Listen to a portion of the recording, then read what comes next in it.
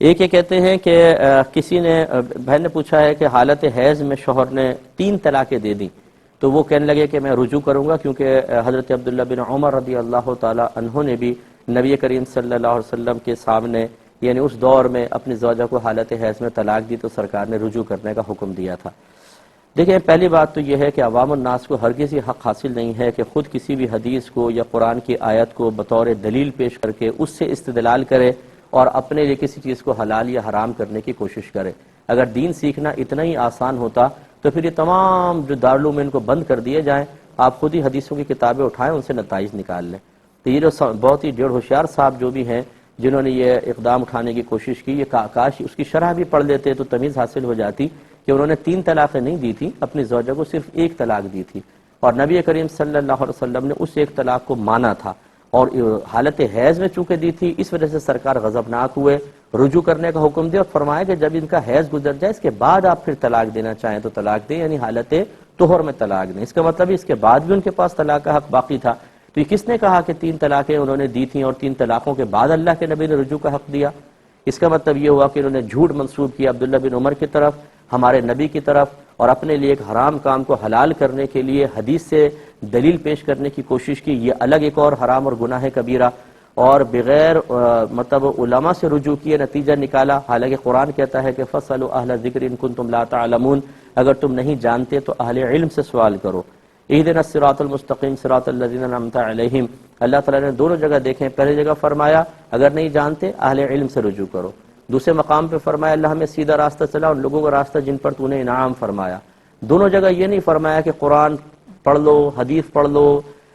Google پر بیٹھ جاؤ مفتی Google صاحب سے اور وہاں سے سرچ کر کے مسئلہ نکال لو۔ ایسی فرمایا اطیعوا اللہ واطیعوا الرسول واولی الامر منکم، اللہ کی اطاعت کرو، رسول کی اطاعت کرو، اور ان لوگوں کی اطاعت کرو جو تم میں حکم والے ہیں۔ اس سے مراد فقہا ہیں ایک قول کے مطابق۔ تو اس لیے از خود استدلال کر کے اور وہ بھی غلط نتیجہ نکال کر دونوں صورتوں میں مزید گناہ کے مرتکب ہوئے۔ میں اپنے تمام بھائی بہنوں سے گزارش کرتا ہوں، اگر آپ کو یہ شوق ہے کہ ہم قرآن و حدیث سے مسائل نکالیں تو پھر آئیے مجھ سے رجوع کر لیں، میں آپ کو عالم بناتا ہوں، مفتی بنا دیتا ہوں، عالمہ بنے، مفتیہ بنے، باقاعدہ اصول سیکھیں، پورا درس نظامی پڑھیں، اس کے بعد انشاءاللہ آپ کو بالکل یہ سعادت حاصل ہو سکتی ہے کہ آپ بہت سارے امور میں نتائج مرتب کر سکیں گے۔ لیکن اس سے پہلے یہ بالکل ایسے ہی ہوگا جیسے آپ کا بیٹا کینسر میں تڑپ رہا ہو اور آپ چھری لے آئیں کچن سے کہ یار میں خود ہی آپریشن کر کے دیکھتی ہوں، پتہ نہیں ڈاکٹر کیا کریں گے، اور آپ دیکھیں ٹی وی کے اوپر، ایک انٹرنیٹ کے اوپر وہ لگا لیں ویڈیو کہ کیسے آپریشن ہو رہا ہے، دیکھ دیکھ کے بچے کا پیٹ چیر کر دیکھیں، تو پھر ہم یہ جرت کر کے دیکھیں تو پھر مانیں آپ کو۔ تو جہاں جان جانے کا خوف ہو وہاں آدمی کانپ جاتا ہے، جہاں ایمان جانے کا خوف ہو وہاں پہ دلیر ہو کر آگے آتا ہے، یہ بالکل غلط رویہ ہے۔ اگر ایسا کوئی بھائی واقعی فرضی اگر سوال نہیں ہے، حقیقت پر مبنی ہے اور ایسے بھائی ہمیں سن رہے ہیں تو خدارا اللہ کی بارگاہ میں توبہ کر لیں، ورنہ بہت سخت آپ کی گرفت ہوگی۔ ایک یہ کہتے ہیں کہ بعض اوقات اولاد اپنے والدین کے ساتھ برا سلوک کرتی ہے جس سے ان کی دل آزاری ہوتی ہے، پھر معافی بھی نہیں مانگتی، لیکن والدین از خود ان کو معاف کر دیتے ہیں اور پھر ان کا انتقال ہو جاتا ہے، تو کیا ان کے معاف کر دینے کے باوجود مکافات عمل ہوگا؟ یعنی ویسے جیسے اولاد نے ان کے ساتھ کیا تھا ان کے ساتھ ہو سکتا ہے، اور کیا آخرت میں ان کو سزا ملے گی یا نہیں ملے گی؟ دیکھیں، مسئلہ یہ ہے کہ والدین کا از خود معاف کر دینا بہت بڑی چیز ہے، اور اکثر مطلب ہے کہ شفقت میں مبتلا ہو کر وہ ایسے اقدامات کر بھی دیتے ہیں، لیکن جب کوئی انسان گناہ کرتا ہے تو شریعت نے اس پر توبہ کو واجب رکھا ہے،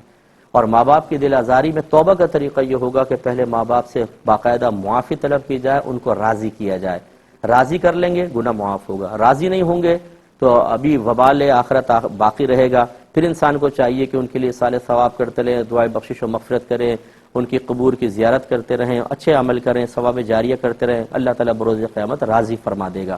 لیکن اگر اولاد بے راہ روی کا شکار ہے، کون معافی مانگے؟ اور ماں باپ نے معاف کر دیا، ان کو پتہ بھی نہیں کہ معاف کر دیا اور ایسی زندگی گزاریں، تو مکافات عمل بالکل ہو سکتا ہے، اور بروز قیامت ان کی جو تقاضائے شریعت پورا نہ کرنا ہے اس پر ان کی ضرور گرفت ہوگی کہ اللہ تعالیٰ ان کو کھڑا کرے گا اور وہاں پر حساب و کتاب باقاعدہ ہوگا، کیونکہ گناہ کیا اور گناہ پہ توبہ نہیں کی، نہ معافی مانگی ہے، تو یہ توبہ کیسے مقبول ہو جائے گی؟ جو ماں باپ نے اپنا حق معاف کیا وہ ایک الگ بات ہے، لیکن ان کی بہرحال جو یہ شرعی تقاضا پورا نہیں کر رہے اس کے معاملے میں آخرت میں گرفت ہوگی۔